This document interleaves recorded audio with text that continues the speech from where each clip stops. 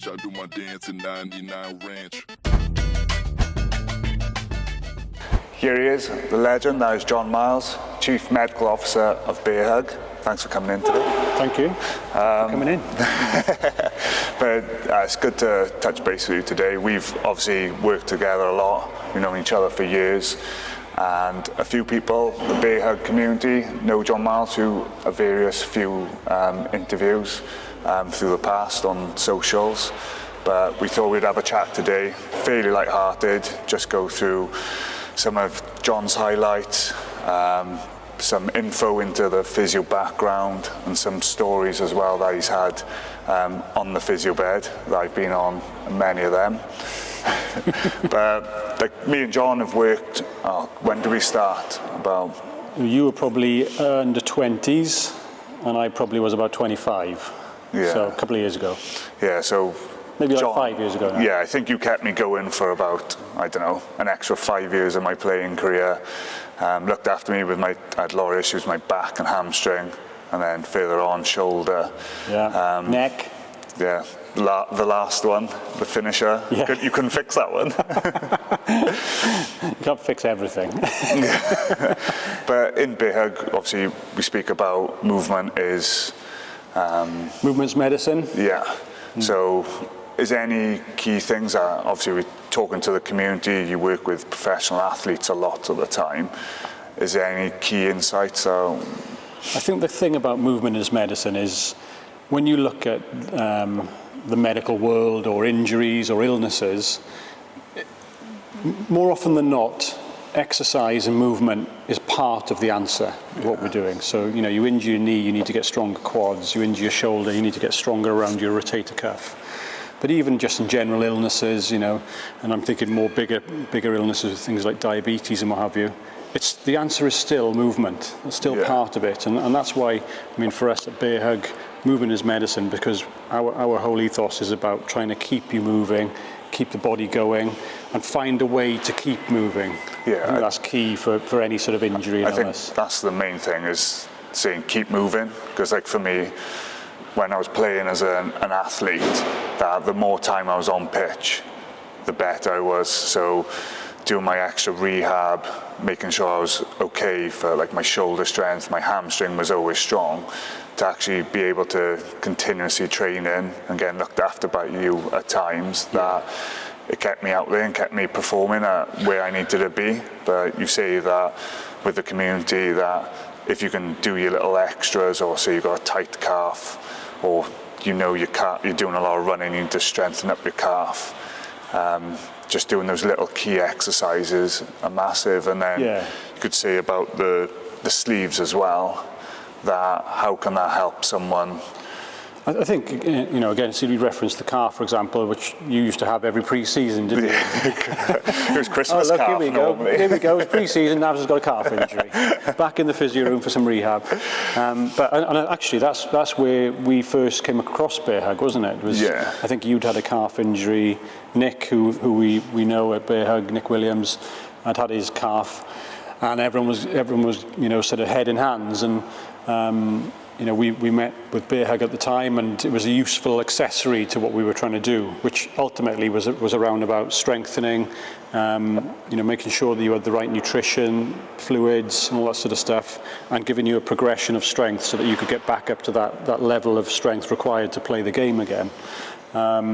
So I think when you talk about injury, it's about trying to keep your fitness in the rest of the body, you know, up there.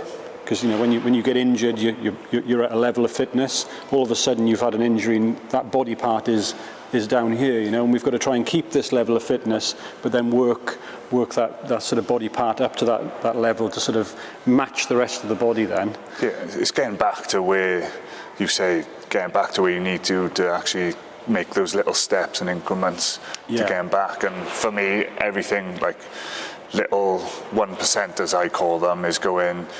Like your sleep, your nutrition, and big one for me, you know, everyone used to call me the human mattress, that I would constantly, like recovery, naps in the day was massive, but then a big part of that was wearing my sleeves to go to sleep at night if I had a tight calf or my hamstring was sore.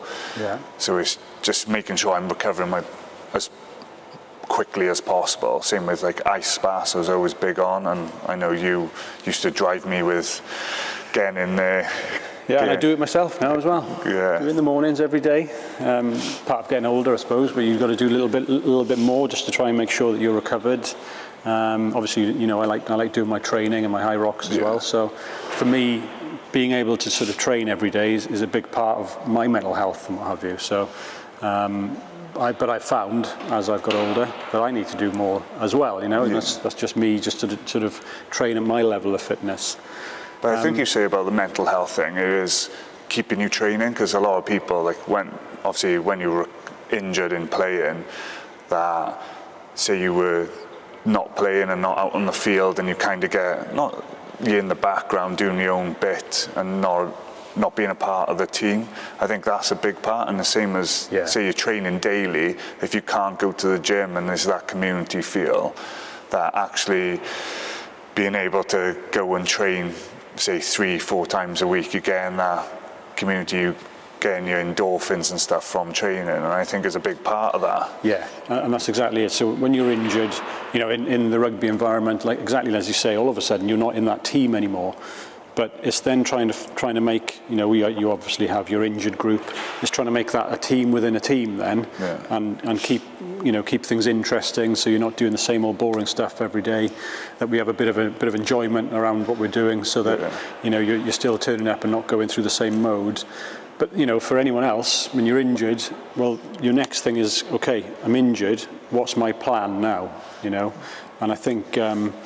You know, it's a good point. I see people spending a fortune on getting their hair done and all that sort of stuff, but they don't necessarily invest in their health when they get injured. Giving my brother all the money, I think. Yeah, hairdresser as a background.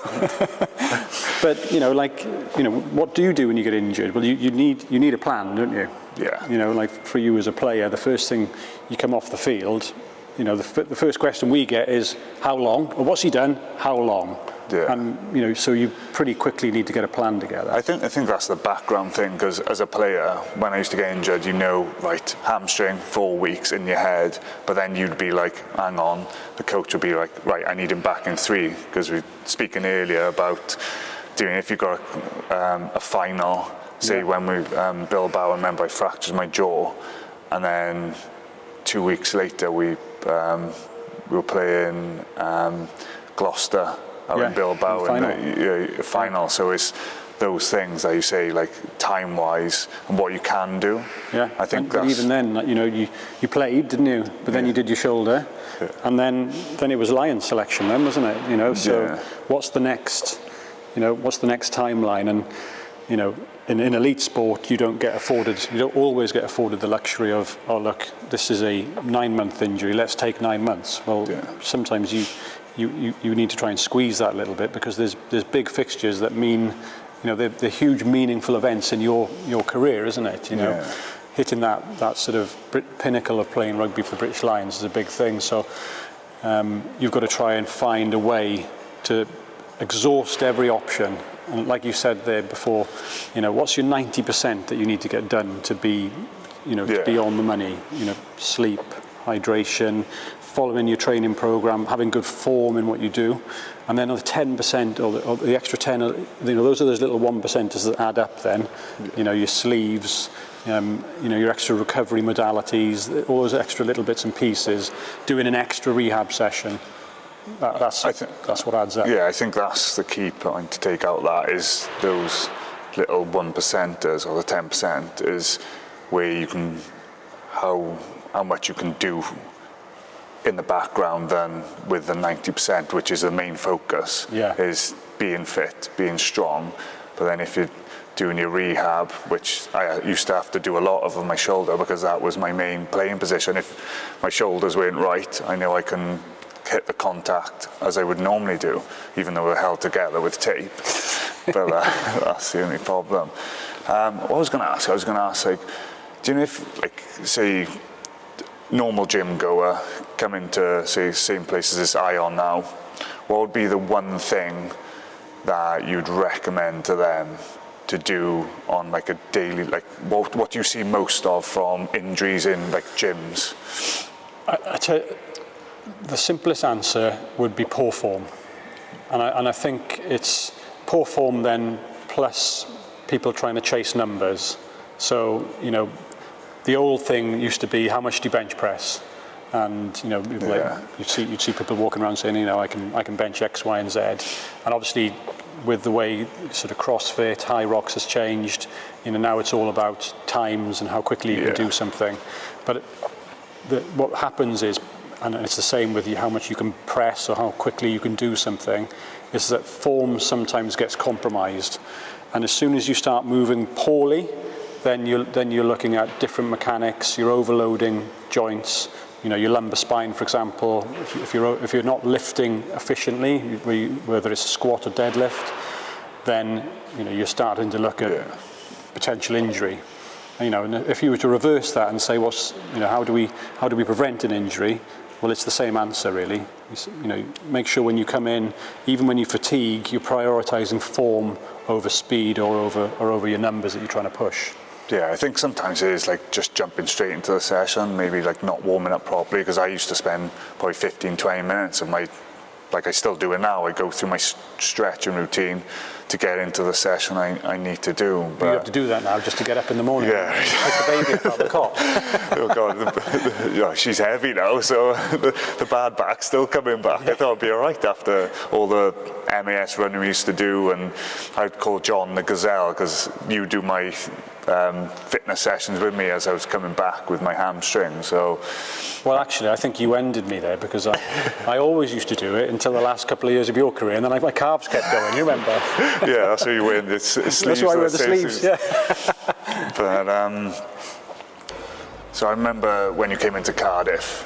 I can't say on camera, but they called you John the something. But I remember John when the legend. Yeah, I called you that.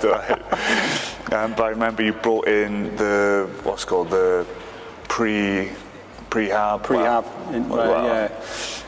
It was a big. I suppose coming from, I'd worked in rugby league before, and there was a big emphasis on doing extras basically. And my take has always been, let's try and get in front of things and prevent as many injuries as possible. So there was definite areas of improvement when we came into Cardiff, and from your experience, all of a sudden we asked more of you. Yeah, and I think that was key, because like with me, like back rowers, you had to have strong core, and especially with the shoulder rehab. But it was good that you gave us a couple of exercises, and it was only, say, you'd either be before gym or at the end of the day, you'd put them up on the board, and you'd pick it up. I think that's the key. At the time, and we still do the same now, is you try and identify areas of weakness in each individual, and that might be long-standing, or it might be because of previous injury. But if you can do that across a whole team, then all of a sudden you can group people. So I think we had shoulder group, we had your core, and then we had ankle stiffness. Yeah, your jump club. Yeah. So there was a group of people that I didn't jump though. Yeah. I was a lifter, key lifter. But I remember that when we screened a load of lads, there was a load of people that just moved really badly in terms of like how they lunged and squatted, and so we wanted to try and recorrect that, because obviously, like I said before, if your form is poor, then that could lead further on down the line. So we tried to sort of group sort of work groups so it was as specific as possible to you as an individual. Because if you don't see the value in it, you won't do it, will you? Yeah, I think it's because you can look at an S&C, they just want you to lift stuff as heavy as possible and train to the full limit. But like with the physio side of it is training your smaller muscles to cope with the everyday demands of training. Yeah, to be out on the park. Exactly. It's a bit like your strength program is putting fuel in the car, but your physio's sort of extras that we're giving you is to try and like make sure that the tracking on the wheels is bang on. Like the MOT in it. Well, I do see it as that. Can you pass your MOT? So on a weekly basis, are you making yourself, your body, fit enough to pass a physical MOT to do is it fit for purpose to do the job you're asking it to do on the weekend, for example, for a rugby player? Or, it depends what events you're into now, Are you strong enough? Have you got enough capacity? And that might be for like a calf injury. Can you do enough calf raises that satisfy that we're going to now ask, 8 lots of 1K runs in a high rocks, for example? Yeah. It's all trying to be fit for purpose, basically. Yeah. So I was actually going to say about, I remember you used to set, not markers, but we used to have a start of the season, you'd obviously test everything to see like how flexible the hamstring was. Because then with me, I had a lot of hamstring injuries that my baseline was X, and then say my hamstring was nearly back to full recovery, you'd set a marker to Y, well, it would be Y, and I'm ready to go. And we used to do the bridges, and used to do as many reps as possible. So it was good just having those little markers for myself that I knew when I was going back out on the pitch to do our running or rugby, that those markers were ticked off. Yeah, and I suppose it's part of like knowing that you're ready to move to that next level when you're in a rehab phase, or if we're screening somebody for the first time and they come in, you're like, well, I'd expect whoever it is to be able to do more calf raises than that or more bridges than that. Yeah. If they're going to play that position and the demand of the game is this, for example. So the useful sort of criteria that you'd use to sort of make sure that, again, like physical MOT, they've passed those markers. But I remember some sessions, this has just popped into my head now, some sessions that I remember when my hamstring was a bit sore, you'd be like, right, you're only allowed to run 70% today, I weren't allowed to sprint or anything like that. And then, funny enough, I would have my bear hug thigh sleeve on just to, well, it used to keep it warm for a start, but then that just a little bit of tightness and compression would actually see me through a number of sessions, because how many tubs of DP did I used to go through? I should have been a supplied athlete. We should start our own brand of DP, shouldn't we? Well, try that one day maybe. Yeah, and I think, again, like when we're talking about like for your hamstring, for example, as you're coming through a sort of rehab progression, you're getting to the last stages where you're probably running, say, 70% speeds, but you've got to try and marry that up with what tissue healing looks like. Are you 100% healed, or do we know that we're probably only about 70-80% of the way in terms of fully healed tissue as well? Yeah. And that's where when you plan your rehab, you're like, right, okay, I'm happy for you to load it. Let's find a way. But there has to be a point where we go, that would just be ludicrous if we then ask you to sprint when we know that we're only 2 weeks down the line of quite a significant injury. Yeah.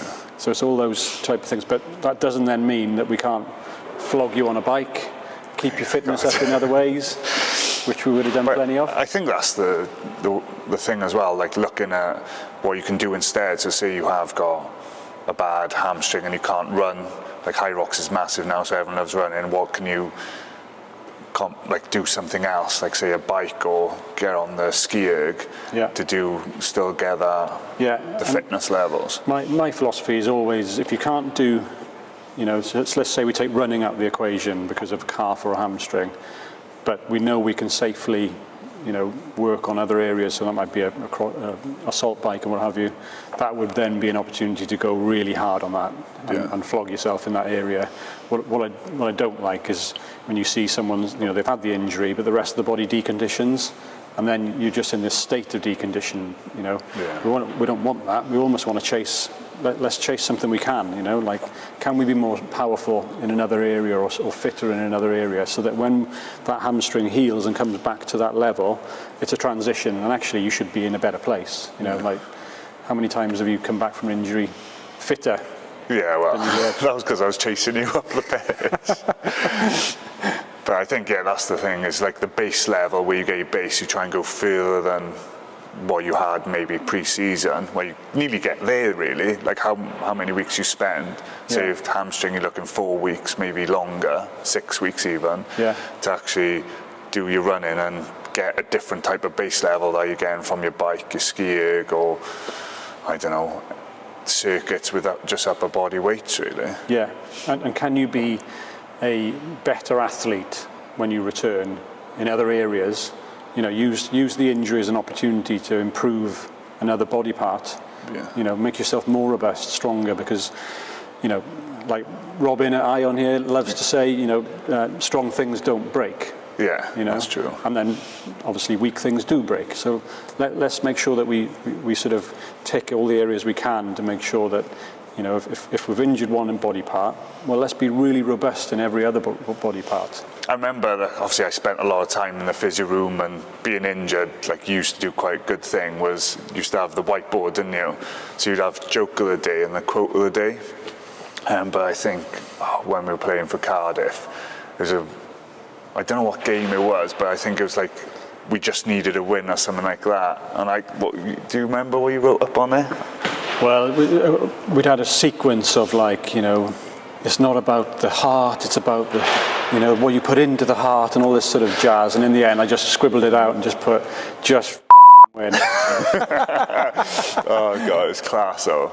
But it just changed your mentality, didn't it? I think on that, we actually won that weekend we as did, well. Yeah. And then we couldn't wipe it off then. We had to leave it on. I think you left it up for a couple of weeks as well. We won something like 6 or 7 on the bank then. So, but that should still be up there now, actually, shouldn't it? Yeah, well, it should. But it's like I remember going to the physio room, and it always used to be like a mother's meeting, but you'd have people in there with the coffees and you'd go in for a chat. And I think that's the nice part of it, because it's kind of like, when you go to the barbers, it's that vibe, because there's no coaches in there, but the physios always know what's going on with players and background. So yeah, it's just trying to make it as safer place as you can, because ultimately, if you get on with your physio, like we did, you're going to work hard for each other, aren't you? You knew that I'd come and run and do whatever. If there was a session that was on, I'd think this is like. And being on your own's miserable, isn't it? When you're going through a tough time and you're rehabbing. So I'd always try, and I still do now, if I can, jump in and rehab with somebody, because I think it just helps when you've got someone next to you thinking, all right, you'll never work as hard on your own as you will with somebody else. Yeah. And then you get that sort of enjoyment, as you do in places like this, when you finish a session and you've finished with 5 or 6 people that have just been through the same pain as you've been through. Yeah. You're like, thanks for that. I couldn't have done that on my own. Couldn't have gone that far into the mental pain. But I think it's that relationship you have as well with your physio, that, do you mean you, like, I would never come in there, like if I had a tight calf, like I would know when to train, but then my body sometimes better than me, and you'd be like, hang on, pull back today, just do an off feet, then go out there and flog yourself. And it was probably normally in Fala weeks in Wales, they'd be like, all right, rest up, have your feet up. I remember when I came in one day, you're like, I think it's like, it was a Monday, but we had it was the Monday going into, I think, the last couple of weeks. And I was battered. I think it was the Fala week, so it was normally a big week. And then you and Prav spoke to each other, and then go, right, you, instead of doing anaerobic games today, you can go up the spa and have your nails done or something like that. You must have probably beaten England the week before. I think it was, I think it was like 5 of us in there. I'm not going to name names, but I think we all played 80 minutes, and it was like bodies were battered, and it must have been England, and got sent up to just do our recovery and make sure we were right for the next week. Yeah, and I suppose that's part of our role, and there's a lesson there for everyone, really, is recognizing, like, you've pushed your body to the nth level there, and unless we'd have said you're recovering today, you'd have gone again. And I suppose that's another part of, like, learning to sort of stay fit. Your injury prevention is also knowing when, I'm fatigued now, and I need recovery as a priority over pushing myself too hard as well. We all love training, so it's like, I'm knackered, but I feel like I've got to train. But your body is telling you something else. Yeah, that's what I feel at times. Like you said, you need to know when to claw back, and I think for everyone who's just going to the gym, I think, you can train like 5-6 times a week, but it's knowing when to, like, hang on, because you just detrain then, don't you? You can train, you see improvements, and then because you're constantly training, you see that. Yeah, it's that law of diminishing returns. And like when I see I see quite a few sort of CrossFit athletes, high rocks athletes for treatments and what have you. Quite often I'll ask them, right, what do tell me what you do across a week. What's the normal training week for you? And they'll go, well, Monday I do this, and then I run in the evening, and then Tuesday.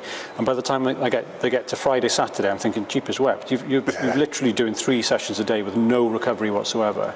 So some of that's an education in itself, is going, right, hang on a minute, if you're putting all that load in there, somewhere you've got to break the cycle and recover. And it's the same, you know, your long distance triathletes.